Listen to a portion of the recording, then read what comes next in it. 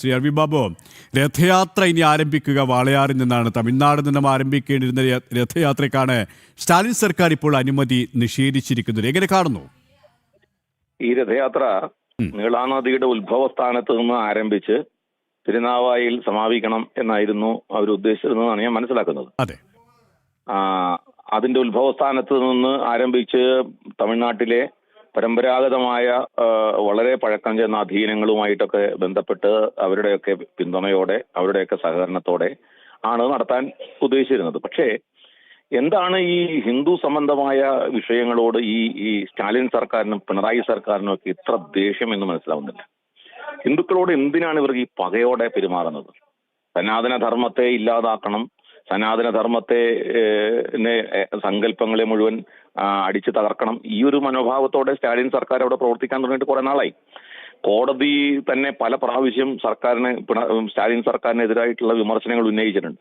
പക്ഷെ ഭരണഘടനയെയും അതേപോലെ കോടതിയെയും ഒക്കെ പുല്ലുവില കൽപ്പിച്ചുകൊണ്ട് ഈ ഹിന്ദു സമൂഹത്തെ അടിച്ചമർത്താൻ, ഹിന്ദുക്കളുടെ വിശ്വാസങ്ങളെയും അവരുടെ ആചാരങ്ങളെയും അവരുടെ സങ്കല്പങ്ങളെയും ഒക്കെ അടിച്ചു തകർക്കുക, അവരുടെ ആരാധനാ സ്വാതന്ത്ര്യത്തെ തകർക്കുക എന്നുള്ള ലക്ഷ്യം. തീർത്ഥാടനമാണ് നടക്കുന്നത് കുംഭമേളയുടെ സമാനമായിട്ട്.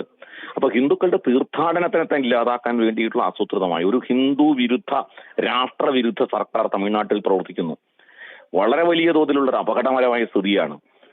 ശ്രീ അർവി ബാബു, നേരത്തെ സംഘാടകരിൽ ഒരാളായ ഡോക്ടർ ശ്രീനാഥ് പറഞ്ഞതുപോലെ അവിടെ എന്തിന് ഈ രഥയാത്ര തടയുന്നു എന്ന ചോദ്യത്തിന് കൃത്യമായൊരു ഉത്തരം പോലും ബന്ധപ്പെട്ടവർ നൽകുന്നില്ല. പോലീസിനും അതിലൊരു വ്യക്തതയില്ല. അതായത് ഏത് തരത്തിലായിക്കഴിഞ്ഞാലും രഥയാത്രയെ തടസ്സപ്പെടുത്തുക. നേരത്തെ സൂചിപ്പിച്ചതുപോലെ തന്നെ ഹൈന്ദവ ഏകീകരണം, ഹൈന്ദവ സംസ്കൃതിയുടെ ആ ഒരു ഉദാഹരണം, അത് പല കോണുകളിൽ നിന്നും പലരെയും ഭയപ്പെടുത്തുകയാണ്, ആശങ്കപ്പെടുത്തുകയാണല്ലേ?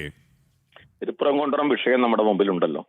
തിരുപ്പുറംകുണ്ടറം വിഷയത്തില് കോടതി ഹിന്ദുക്കൾക്ക് അനുകൂലമായി വിധി പറഞ്ഞതിന്റെ പേരിൽ ജഡ്ജിനെ ഇംപീച്ച് ചെയ്യാനായിട്ടുള്ള ശ്രമം നടന്നൊരു സംസ്ഥാനമാണ് കേരളം. തമിഴ്നാട്. അതെ.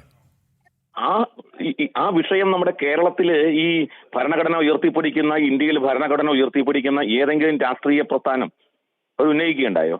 ഇപ്പൊ കോൺഗ്രസിന്റെ നേതാവ്, പ്രതിപക്ഷ നേതാവ് രാഹുൽ ഗാന്ധി ഭരണഘടനകൾ ഉയർത്തിപ്പിടിക്കുന്നത് അത് ഒരു ഭരണഘടനാ സ്ഥാപനം കോടതി ഹിന്ദുക്കളുടെ അവകാശം സ്ഥാപിച്ചുകൊണ്ട് ഒരു വിധി പുറപ്പെടുവിച്ച ജഡ്ജിയെ ഇംപീച്ച് ചെയ്യാനുള്ള ശ്രമം ഉണ്ടായി.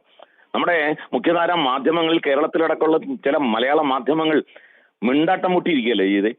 അവർക്ക് ആർക്കെങ്കിലും ആ കോടതിക്കെതിരായിട്ടുള്ള ഇംപീച്ച്മെന്റ്, ജസ്റ്റിസിനെ ഇംപീച്ച് ചെയ്യാനുള്ള നടപടിയെ വിമർശിച്ചുകൊണ്ട് ഒരു ചർച്ച പോലും നടത്താൻ ഒരു തയ്യാറായോ? അപ്പൊ യഥാർത്ഥത്തിൽ ഹിന്ദുക്കൾക്കെതിരായിട്ടുള്ള എല്ലാ കാര്യങ്ങളെയും കൈയടിച്ച് പ്രോത്സാഹിപ്പിക്കുക, അതിനെ പിന്തുണയ്ക്കുക, ഹിന്ദുക്കൾക്ക് അനുകൂലമായി വരുന്നതിനെ മുഴുവൻ ഇല്ലാതാക്കാൻ, അവരുടെ ശബ്ദം ഇല്ലാതാക്കാൻ, അവരെ ഒറ്റപ്പെടുത്താൻ, അവരെ ആക്രമിക്കാൻ സർക്കാർ അവരുടെ ഭരണ സംവിധാനങ്ങൾ ഉപയോഗിച്ചുകൊണ്ട് ചെയ്യുകയാണ്. അപ്പൊ ഇവിടെ എന്താ, ഭൂരിപക്ഷ സമൂഹം രണ്ടാം തര പൗരന്മാരാണോ? ഭൂരിപക്ഷ സമൂഹത്തിന് ഭരണഘടന നൽകുന്ന അവകാശങ്ങളും നിഷേധിക്കപ്പെടുകയാണോ? അവർക്കിവിടെ ജീവിക്കാൻ അവകാശമില്ലെന്നാണോ ഇവരൊക്കെ പറയുന്നത്?